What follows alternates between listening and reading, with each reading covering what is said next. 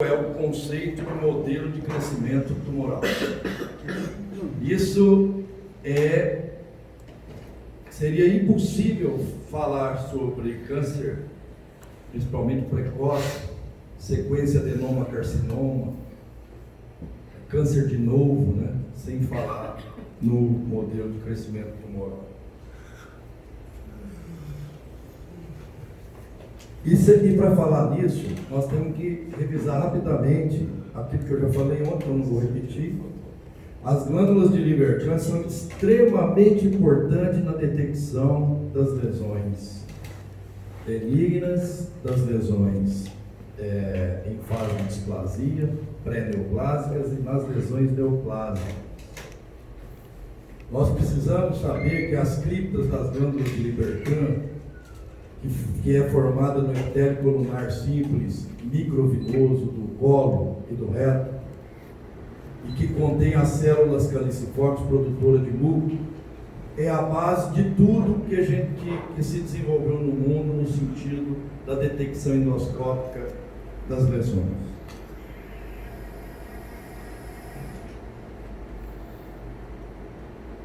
Quando eu falo em lâmina própria, que é a segunda camada histológica abaixo do epitélio, nós já temos que saber que na lâmina própria existe tecido, existe vasos linfáticos e vasos sanguíneos.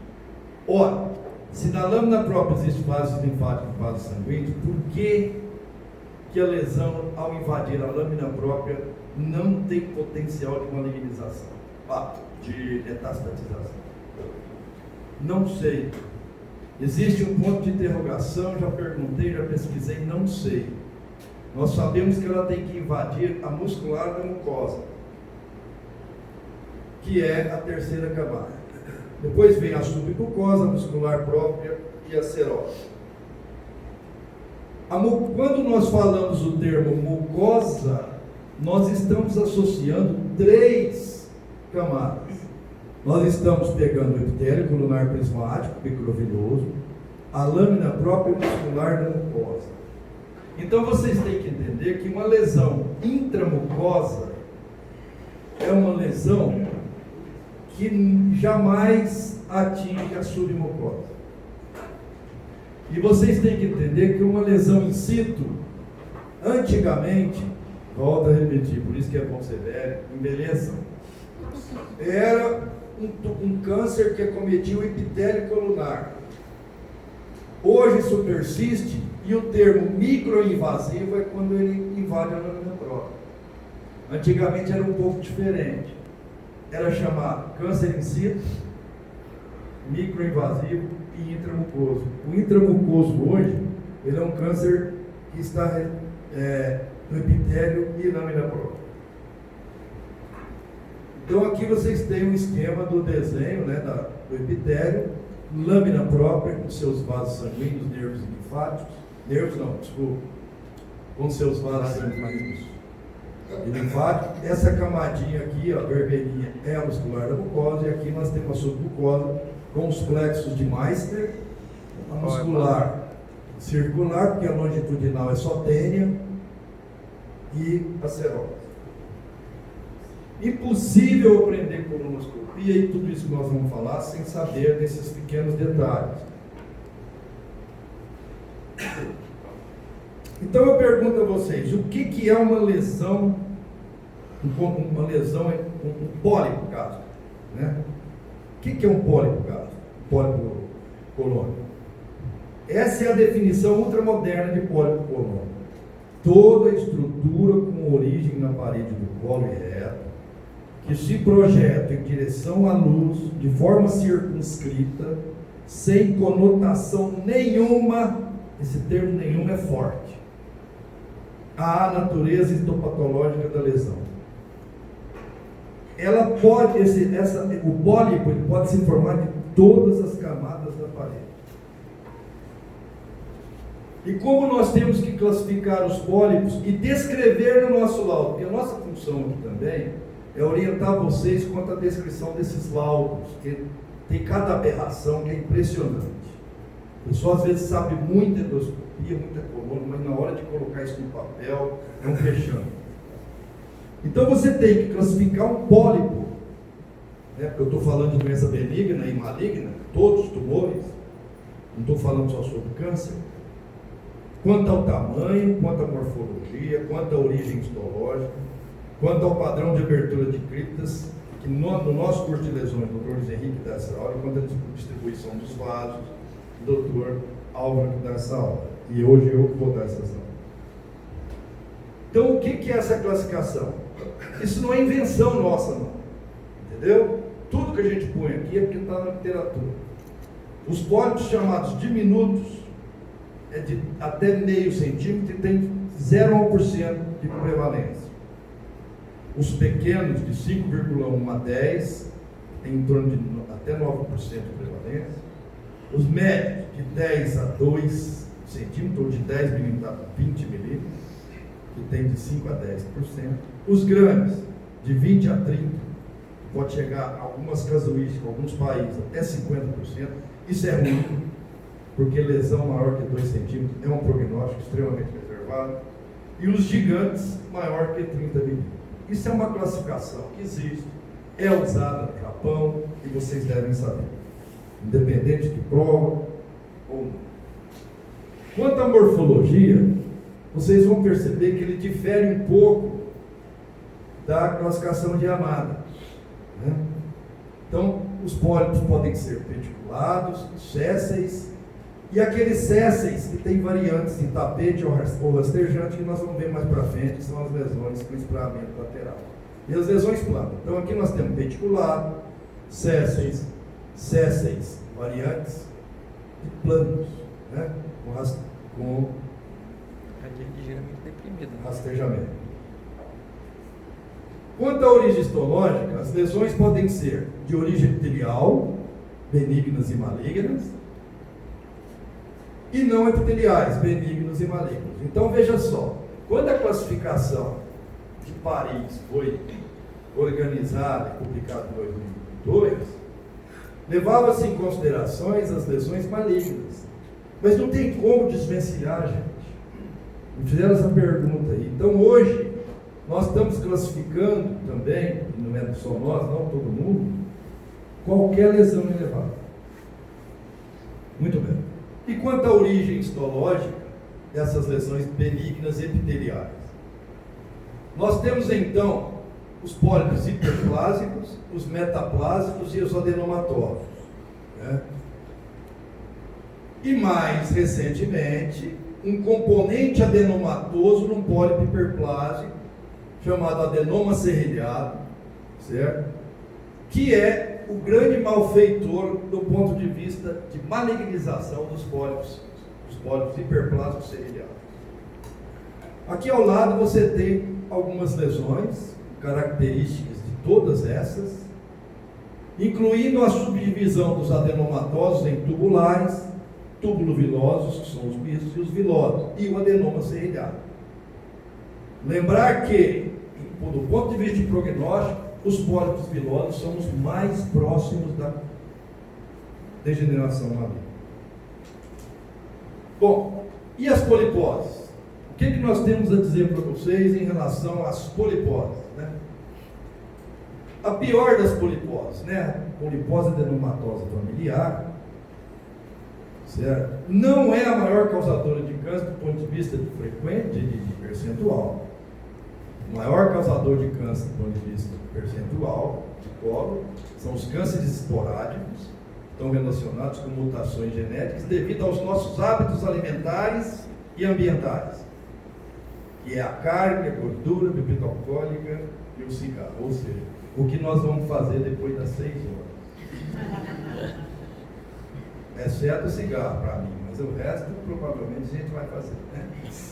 Então vejam bem, essa doença, felizmente, ela não é adquirida, né? Felizmente, ela tem uma transmissão hereditária autossômica. Por que felizmente? Porque é 100% de câncer, pô. Quem é que quer ter uma doença que em um momento ela maligniza, você tem que tirar o colo todo, né?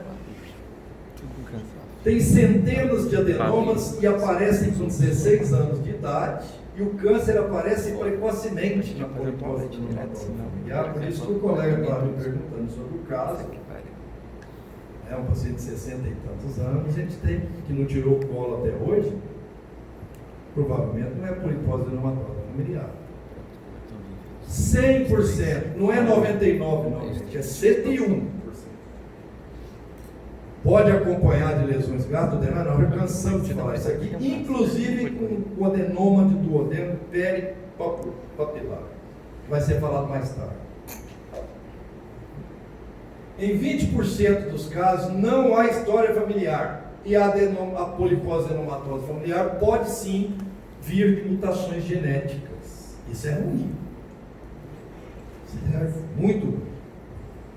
Ela pode ter, juntamente com ela, manifestações extracolônicas, que a subdivide em duas síndromes.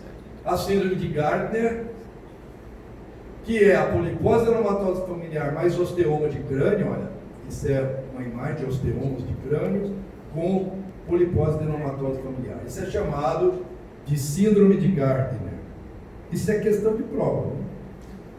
Síndrome de Turcot, lesão no sistema nervoso central, tumor com polipose adenomatosa familiar.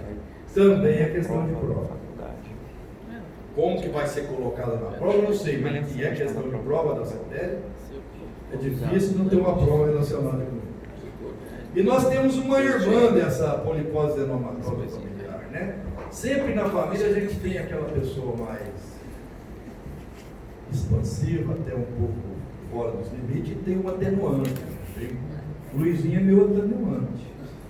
Se ele me deixar, ele sabe disso. Ele me amar. Se ele me deixar, eu levanto o voo, né? Eu decolo. Mas ele, inclusive, quando nós dois estamos juntos, o pessoal tira foto, eles perguntam qual que é o pai, qual é o filho. Não é pela aparência. Tá com tudo hoje. É porque a foto, dependendo da foto, ela transmite aquele ambiente psicológico. Você vai levar os pacientes tudo para casa, tudo para casa. Viu, Lucinário? Bom, a polipose adenomatosa familiar atenuada, ela tem menos pólipos, porém não é atenuada do ponto de vista de malignização, ela maligniza também, né? Só que tem menos pólipos, é associada com pólipos de glândulas fúngicas do estômago e adenomas duodenais. O câncer aparece mais tardiamente. Então, naquele paciente que me perguntaram, pode ser que com 60 anos seja uma atenuada. Mas veja você os cânceres, as lesões epiteliais malignas, né? Adenocarcinoma anofilinoso, câncer de células em anel de Silet, células escamosas, adenoescamoso, diferenciado, inclassificável, epidermoidianos que invade o reto e glaucogênico que invade o reto. Existem outros tumores que não são adenocarcinomas, que é o carcinoide, e no colo ele tem uma importância, e nos duodeno também, ele é considerado um neuroendócrino tipo 1. Vocês viram ontem que a ecoendoscopia favorece muito o diagnóstico dos duodenais. As células de Kuchenstein são células cromafins, enterocromafins, na base daquelas glândulas de Lieberkühn, da superfície do colo. E é aí que surge o tumor carcinoma. Temos também os não epiteliais benignos. Os amartomas, que são lesões da lâmina própria, são chamados pólipos juvenis, aparecem precocemente. Os inflamatórios, que são tecido de granulação. Os esquistossomóticos, que são granulomas com ovos de esquistossoma monossônico. Os pseudopólipos, que são ilhas de mucosa residual, por degeneração de úlceras. Então você tem uma úlcera de cá, outra de cá, aquele tecido epitelial entre as úlceras, ele cresce, porque ele aparece perto de lesões deprimidas, e eles são chamados de pseudopólipos. Na realidade não são pólipos, né? Temos também os pólipos da submucosa. Antigamente, se falasse isso para mim, era uma heresia, né? Mas hoje não é mais, porque não interessa o local que surge a lesão, é chamada de pólipo. Eles são recobertos por mucosa normal, vocês estão vendo aqui, olha, a mucosa recobrindo uma lesão. Se você biopsiar essa mucosa, Normal. vai vir normal. Tem os lipomas, neuriomas, linfangioma, endometrioma no reto, né, e até no sigmoide. Pneumatose cistoide intestinal, são cistos de nitrogênio curado com hiperbárico, né? Hemangioma. Os não epiteliais benignos, as poliposes, que não acontecem no epitélio. Então, a síndrome de Poitts-Jäger são pólipos amartomatosos no colo, com manchas negras nos lábios. É uma doença autossômica dominante, certo? Tem caráter familiar, que pode acontecer na boca, no esôfago, no colo reto. Que essa hiperpigmentação cutânea não é só nos lábios, mas na face e nos dedos também. É uma doença mais frequente na criança e pode causar hemorragia digestiva. Provavelmente a doutora vai falar sobre isso hoje. Vocês vão ter uma aula hoje com a médica gastroenterologista pediatra, que só atua na área pediátrica com endoscopia. Muito bem. O risco de malignização por ser uma lesão amartomatosa é praticamente zero. A polipose juvenil, também amartomatosa, né? Essa polipose juvenil, ela difere da síndrome de Poitts-Jäger em função principalmente dessa perda de proteínas e desnutrição que ela leva às crianças, aos jovens.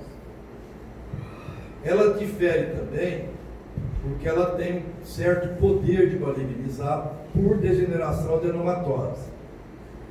E nas crianças exigem a colectomia total em função da desnutrição, porque com 10% daria até para acompanhar, né? Tem a síndrome de Cronk de Canadá,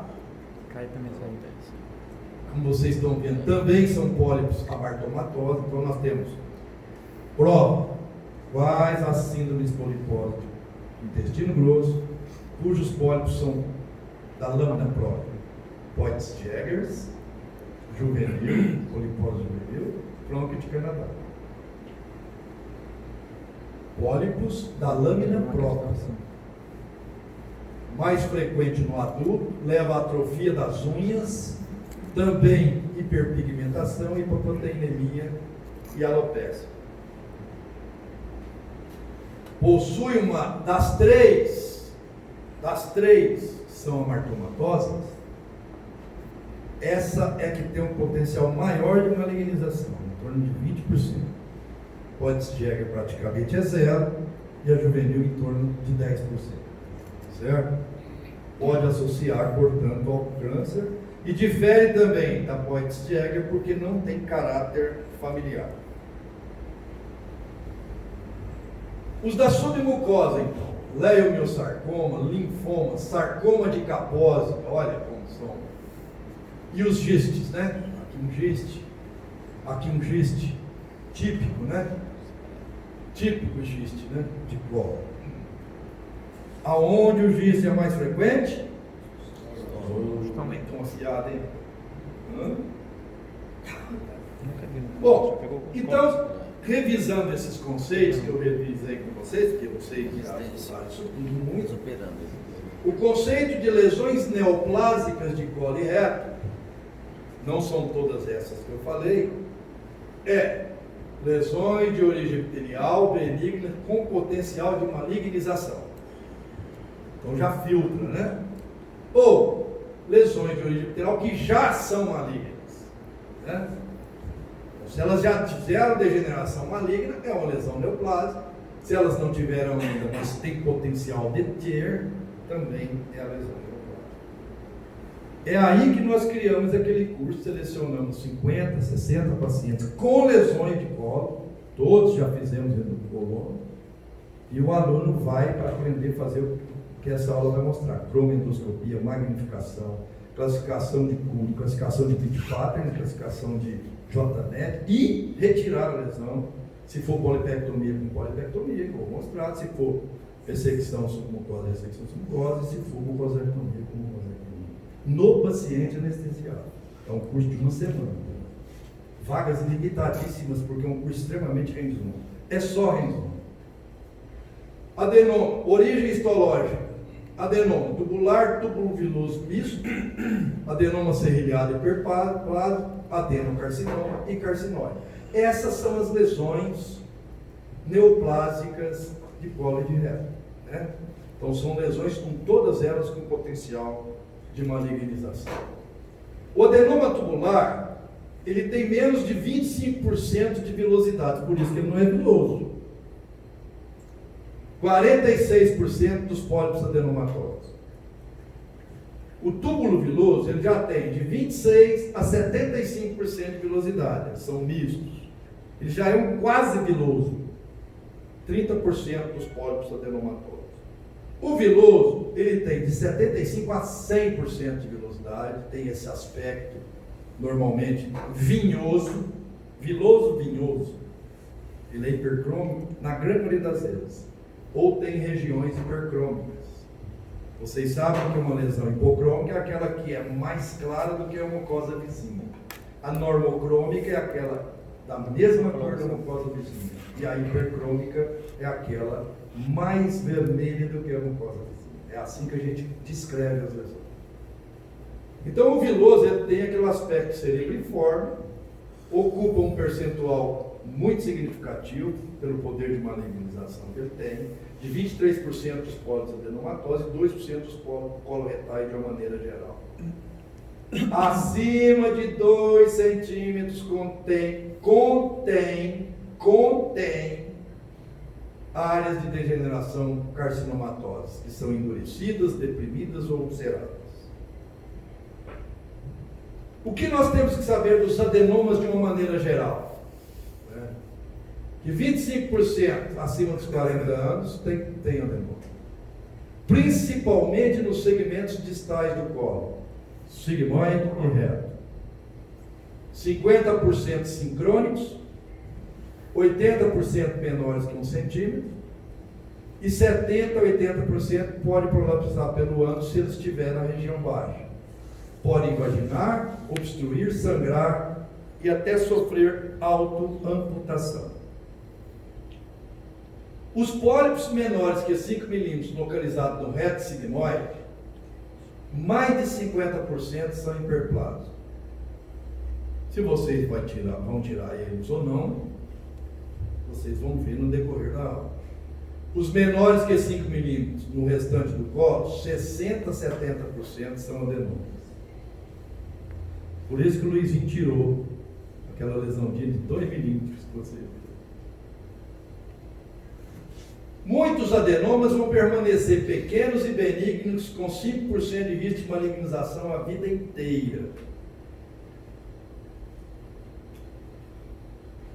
Quando nós vamos estudar carcinogênese, nós temos que lembrar de 2 princípios básicos da histologia, da vida das células, da citologia. As células têm um ciclo normal e um ciclo biológico. O ciclo normal das células é a proliferação, a divisão, elas crescem, diferenciam, migram e morrem. O ciclo biológico pode sofrer uma inativação constante desses oncogenes, que nós nascemos com eles, certo? E ativação constante dos genes supressores. Ou seja, o que quer dizer isso? Os oncogenes, que são genes indutores de câncer, eles vivem tentando inativar o ciclo normal das células, em algum momento atravessar isso daí. E não deixar ela morrer não, porque ela cresce de uma maneira maligna e ainda lança metástase. Mas felizmente nós temos a contrapartida, nós temos o Lanexat, né? Que são os genes supressores, que estão em constante ativação desse ciclo normal da célula. Então há uma briga, né, entre os genes supressores e os oncogenes. E quais os oncogenes mais comuns né, que nós temos nessa... Na fase de adenoma, nós temos o famoso Carras. Esse é um oncogênio que vive tentando influenciar no ciclo normal das células. Mas nós temos o APC, que é Adenomatous polyposis coli, que é um gene supressor do Carras. Na fase de carcinoma, nós temos outros, mas temos também supressores, né? Entretanto, todas as nossas células podem sofrer mutações genéticas em função de vários aspectos. A doença do refluxo, a metaplasia colunar benzoica, que sofre mutação. O epitélio escamoso sofre mutação. Não é um implante, não é metástase, ele sofre mutação. E para chegar ao Barrett sofre outra, para intestinalizar. Essas mutações genéticas modificam o ciclo normal das células. Nós temos alguns fatores dietéticos protetores para que não haja as mutações genéticas. Comer capim, alface, couve, ser vegetariano. Vaca não tem câncer de colo, certo?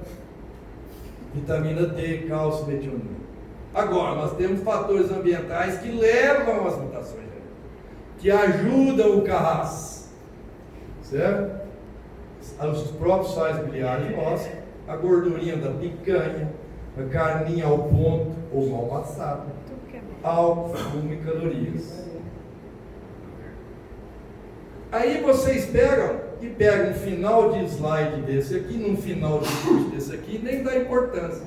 Só que isso aí é mais de 70% dos cânceres de colo, que são os esporádicos.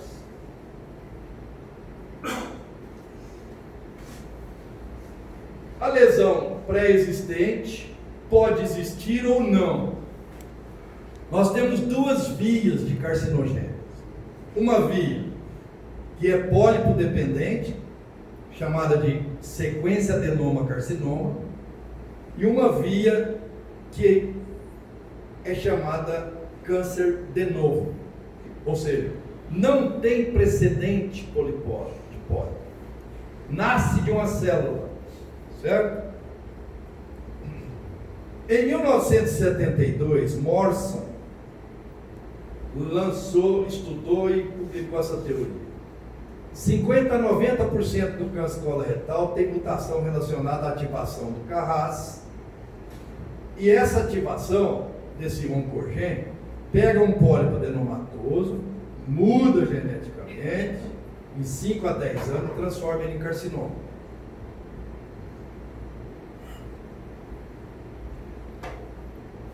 O que levou Morrison a pensar nisso? Estudando, por exemplo, o mapeamento geográfico dos pólipos adenomatosos e dos adenocarcinomas. Ou seja, qual local que ocorre pólipo adenomatoso e isso no futuro, qual local que ocorre adenocarcinoma. Ele percebeu que esse mapeamento geográfico é igual.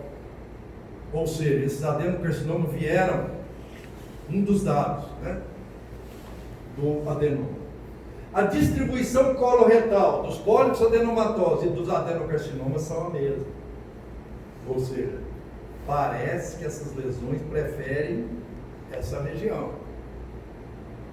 A faixa etária, certo? Também é equivalente. Passando para a displasia, que é o segundo passo de um pólipo adenomatoso, na sequência adenoma-carcinoma, o que é essa displasia? O patologista, ele enxerga atipias celulares em todos os pólipos. O professor Maurício Leite é categórico nisso, né, Luiz?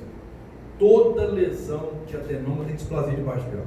Quando ele dá um laudo patológico, ele põe assim: não há displasia de alto grau, mas de baixo grau é 100%. Então, quando vocês recebem muitos laudos com displasia, é porque o doutor Maurício já falou e já provou que toda lesão adenomatosa tem displasia de baixo grau. E ele vai mostrar aqui o que é displasia neoplastical do ponto de vista histológico. É uma alteração epitelial neoplásica benigna que atinge até a lâmina própria com alto potencial de se transformar num alto grau e malignizar. Vocês sabiam que essas displasias eram classificadas em leve, moderada e acentuada? Primeiro, segundo e terceiro grau? Ou vocês acham que ela era classificada em leve e alto grau, ou primeiro e baixo e alto grau desde o início? Não, tinha um grau moderado. Mas até para os patologistas é difícil você saber, eles saberem, passar do leve para o moderado para o acentuado. É mais fácil passar do leve para o acentuado. E como nós estamos tratando de doença maligna, os patologistas falaram, toda displasia leve para mim, meu laudo é alto grau. Porque nós estamos tratando de doença maligna, eu não posso dar chance para ela. Por isso que hoje existe baixo e alto grau. Isso foi uma modificação da classificação. E beleza.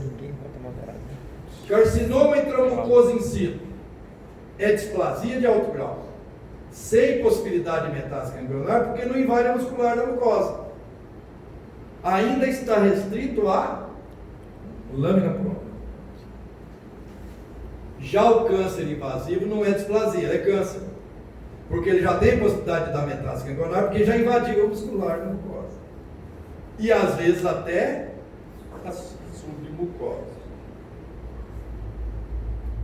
Nós temos que lembrar, gente, que a degeneração neoplásica de qualquer pólipo começa no topo dele. Porque ela começa no epitélio, no topo do pólipo. Ela não começa lá no pé dele.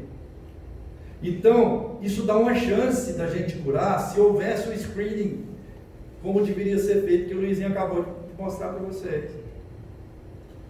Né? Depois que a degeneração ocorreu, é que ela vai aprofundando e invadindo a parede, daí começa a pegar os linfáticos. Disso aí surgiu isso aqui que cai na prova certeza para você. A classificação de Rajit.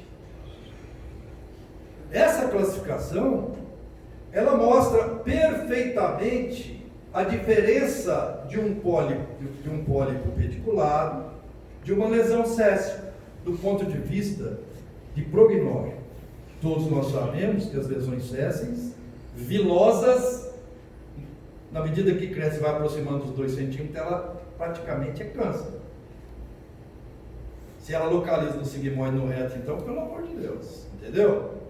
Então vejam bem, essa classificação de Rajit mostra aqui na superfície da lesão, no epitélio, aqui a lâmina própria, aqui a muscular da mucosa e aqui a submucosa, muscular própria, subserosa e tal. Então, o nível 0, que é considerado o epitélio, já está com carcinoma.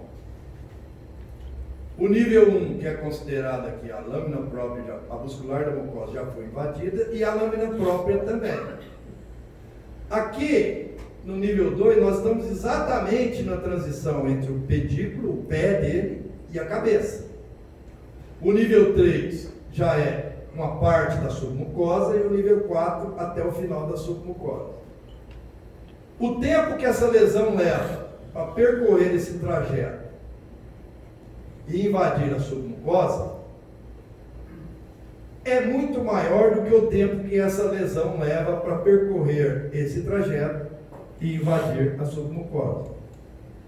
Porque o que nós não queremos? Nós não queremos que ele invada a lâmina própria de maneira alguma, porque aí ele torna potencialmente metastatizante.